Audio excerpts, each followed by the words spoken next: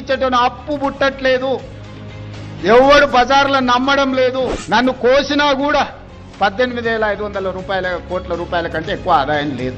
ఏం చేస్తారా ఆయనను చెప్పరు. ఉద్యోగ సంఘాల నాయకులను అడుగుతున్నా, ఏం చేస్తారు? నన్ను కోసుకుంటారు, తింటారా?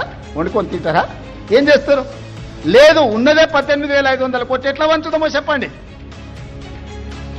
ఏది ఆపమంటారో చెప్పండి. వృద్ధాప్య పెన్షన్లు ఆపమంటారా?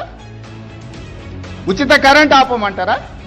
షాదీ ముబారక్ ఆపమంటారా? ఏ ఆపమంటారో చెప్పండి. నేను చెప్తున్న దానికంటే ₹1 ఆదాయం ఎక్కువన్నా మీకే పంచిపెడతా.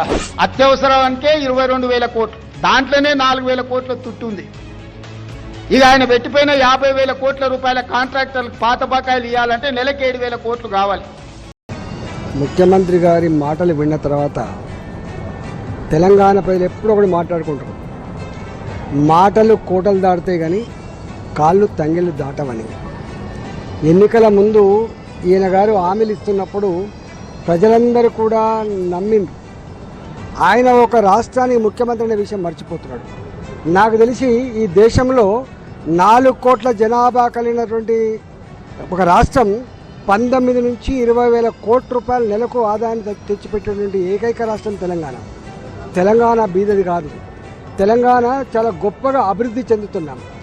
అనేక రకాల వ్యాపారాలతో విలసిల్లేటువంటి హైదరాబాద్ని కాంగ్రెస్ పార్టీ వచ్చిన తర్వాత ఇవాళ శని దాపురించినట్టుగా